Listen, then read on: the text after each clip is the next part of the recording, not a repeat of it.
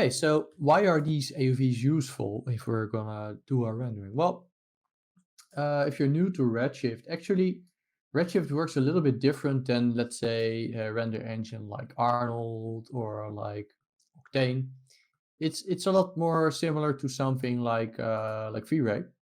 Let me just render a frame in bucket mode, because we can like in Redshift, what you generally do is, and a lot of people who start out with Redshift don't realize this, and then when they want to increase their quality, what they just end up doing is just increasing the unified sampling, because that's how it works in Arnold or Octane. But increasing your unified samples is super slow. Essentially what this is just a multiplier for all of your other samples. And in Redshift, we actually have control to be able to to sort of set our samples ourselves.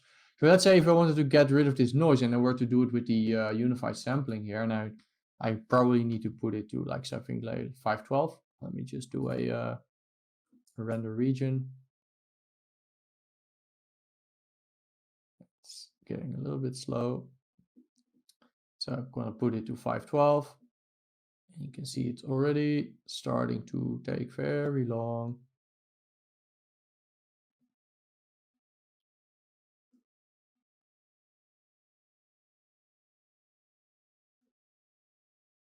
And then we still have noise. So then you would go ahead and crank it up even more. And this is already super slow. You can see we still have a lot of noise there. So that's not really ideal. And that's what a lot of people, including me when I first started using Redshift, are doing. And then some people come to the conclusion of, wow, Redshift is slow and well, Octane is better. And this is not the way you use Redshift. So let me just show you how to actually do it. Right, so let's just put this thing over here. Do a bucket mode. Let's put this back to 16. And let's just render this bucket here. And for this terrain, by the way, because we have a lot of ray tracing, I think I'm going to put this to brute force on both primary and secondary, because this is a brute force thing. We are mostly illuminating this with the light from the fire, which is generally just brute forcing rays. So in this case, that's most of our light. We can just use brute force 2 directions. Could probably turn down the GI bounces because you don't really need a lot of bounces, or you could just keep it at 3 maybe. Right, but anyway, we see a lot of noise here. Let's just go through our AUV. So if we go to our diffuse, you can see our diffuse is actually looks pretty good. I mean, there's not really a lot of noise. Our reflection is super noisy, so we need to take care of that. Our GI is extremely noisy. Specular, I mean, looks fine. Z, well, we don't really have to do anything with that. Refraction, we don't have any refraction, so that's fine. Let's just do a snapshot. Let's maybe delete these ones that we had here. Let's make sure that we are still on. Oh, we need to go and open color IO, by the way. Accidentally had it set back to sRGB. Okay, so you can see our colors are certainly way different as well. But what we can do is we can go into this Redshift tab, and then we have a whole bunch of overrides. So if we go into settings, and then here are our regular samples, we can go into sampling overrides. So that's where we can override samples. But maybe the first thing we want to override is actually not in here, and that's the GI samples. So those are in the GI tab. So you can see brute force GI rays. That's like I mentioned, Redshift does a lot of fakery to sort of do a lot of stuff, but brute force is essentially what we're doing here. We're just brute forcing rays from our fire. So those are 16 rays now. We probably need to up that. So let's first try 128. Let's render and see what difference that makes. So this finished. It's still too noisy, but it's a little bit better than our previous one. So, but we probably need to, let's do another snapshot. Probably need to crank this up a lot more. Let's try 1024.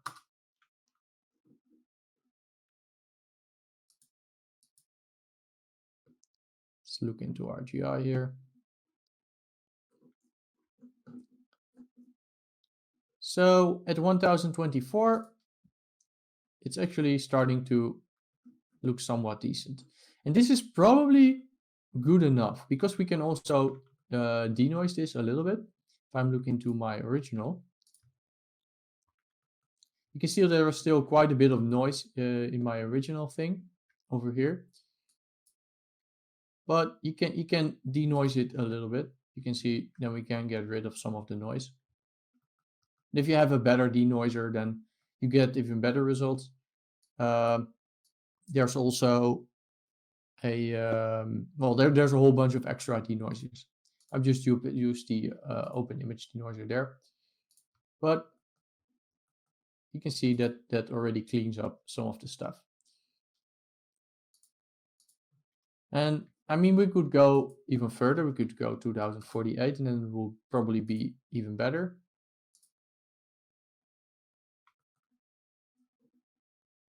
But again, that comes at the expense of render time. So it's just going to be, and you can see it's not even that much better. So I'd say 1024 is probably good enough.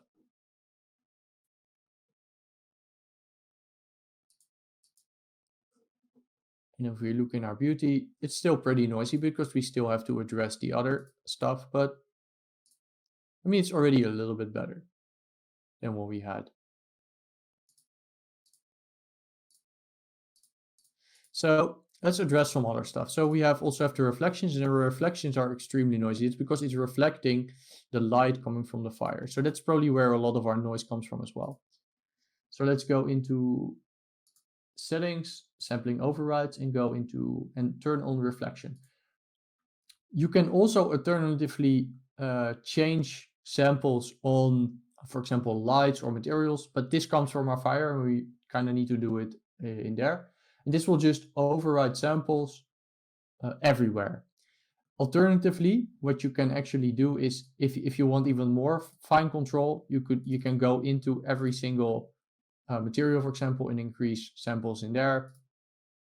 And this is just a override for everything, just like this is an override for this. So let's try 512 reflection samples. Let's just see what that does.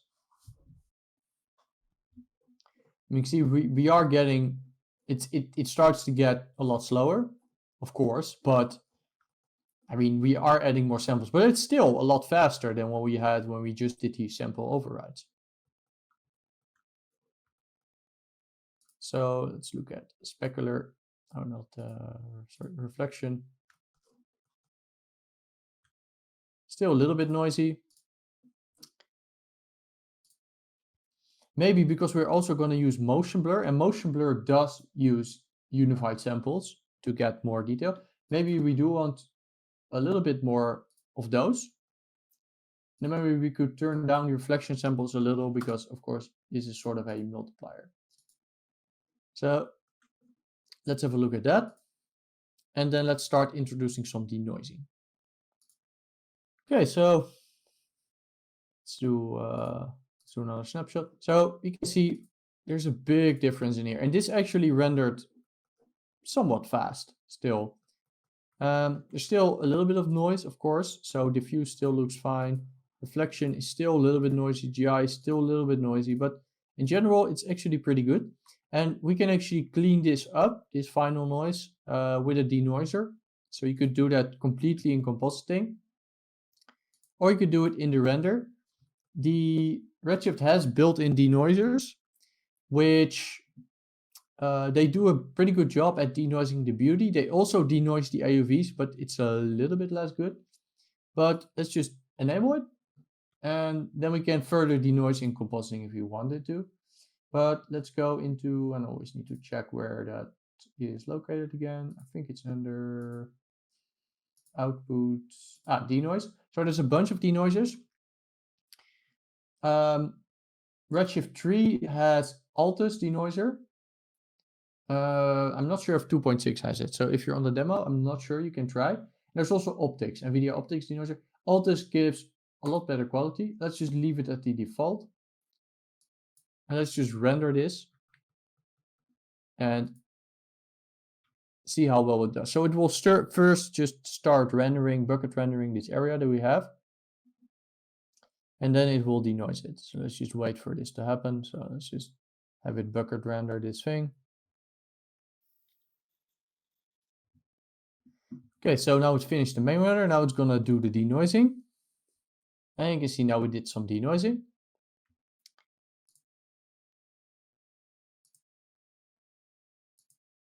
You can see quite a big difference there.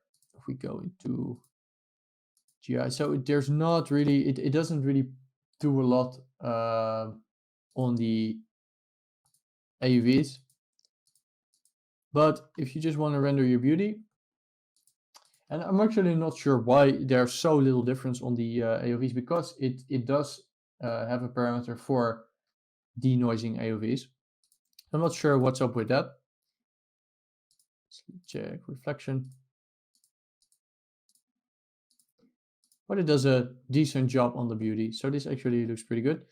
Again, we're gonna denoise some of this stuff inside of compositing with the Intel Open Image Denoiser, which it gets a little bit blurry, as you can see if you really zoom in, but the general image looks pretty good. And again, this is also just motion blurred.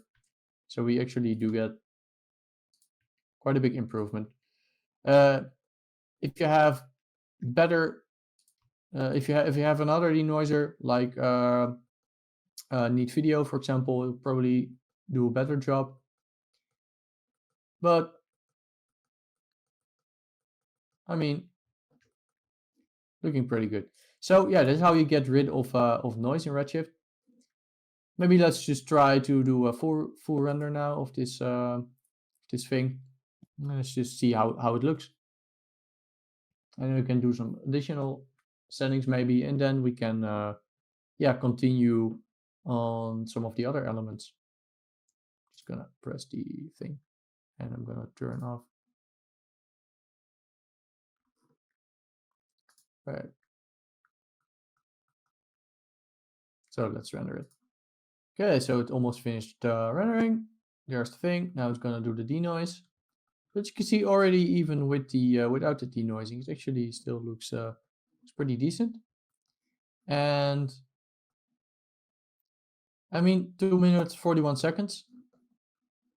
It's not even that bad. It's actually pretty fast. This is at full resolution, I think. Yeah, it's we're doing the full resolution here. So, and I mean, I do have 3 GPUs. I have 2 1080 Ti's and 1 1080. So if you only have 1 GPU, this will probably be a lot slower. But this is really how you sort of speed up your renders. Let's just snap this and let's try one render where I'm gonna turn off all of the overrides, and let's just try to sort of increase the unified samples, do a render with that, and see how long that actually takes. So let's just copy and paste this terrain thing. Let's go into Redshift. Let's turn off these overrides. Go into GI, turn this back to 16. Is that what it was on originally? Call this test maybe. I am going to leave the noise on for it.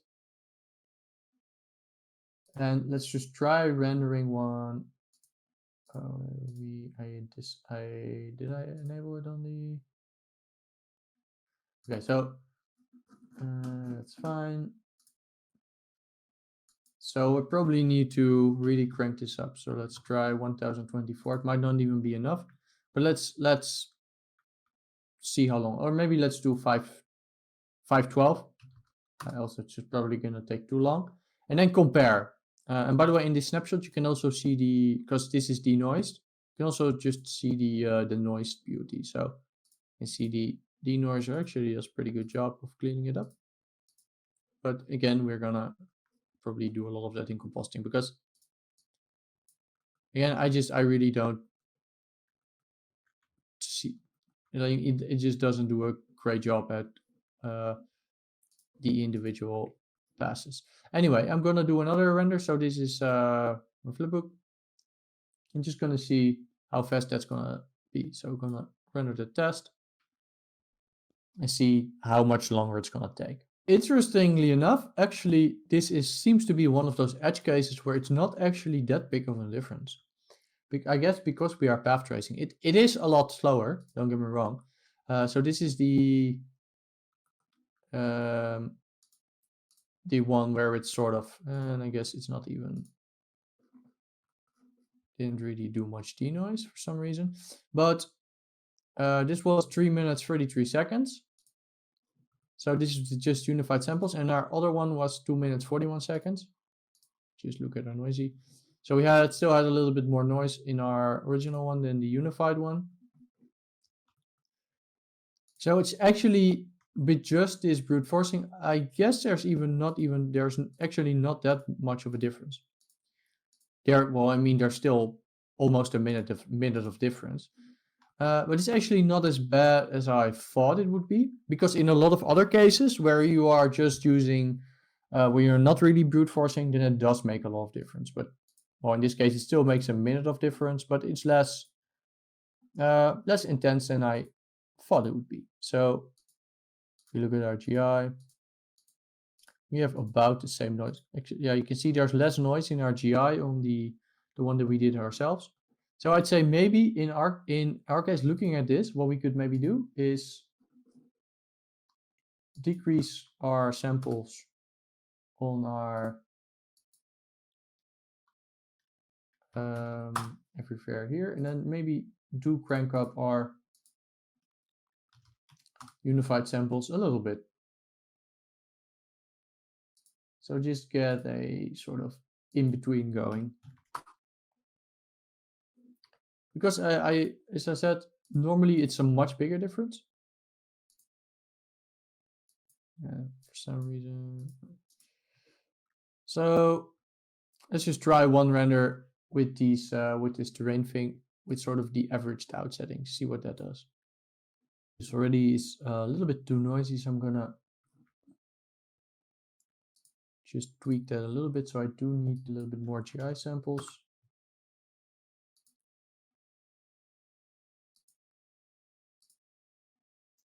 Probably still a little bit more.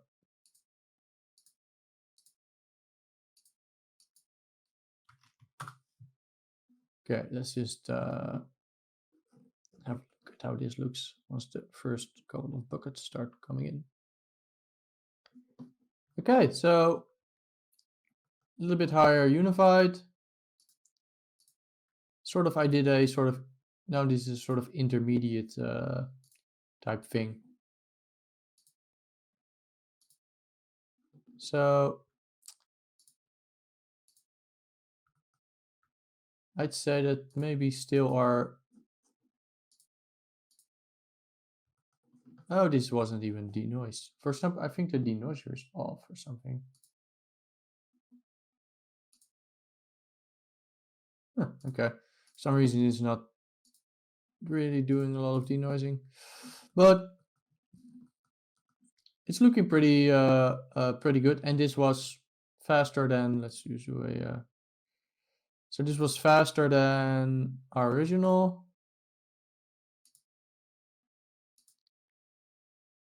Looks a little bit, there's a little bit of a difference in the way the light looks. It's because of the sampling.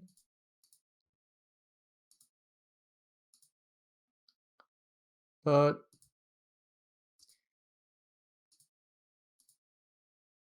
okay, I think I'm going to go back to my original thing. But so let's just do this back again. 350. Let's do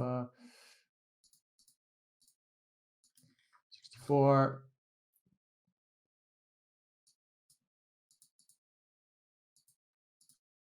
GI. All right, let's do 750 or some. All right, let's just do this. But anyway, I hope you sort of now understand how this sort of sampling goes. So it's not as straightforward as just cranking out these. There's a whole bunch of tweaking you can do, and you really need to find the sort of the good way to like the like between render time and noise levels. And again, you can also denoise in compositing. But yeah, okay, let's do some of the other elements. Okay, so let's maybe just render one frame for this. So it's just going to be in our folder. So let's just do render to disk with everything. So let's double check, everything's fine. Right, render to disk, current frame. And then we can continue with the other stuff. But then we're eventually we're gonna be left with a couple of frames, and then we can try those out in compositing before we do actually our final render for the entire sequence, because that's of course gonna take quite a bit longer. So yeah, I'm gonna wait for this finish, and then we're gonna do some of the other renders, so the pyro and stuff.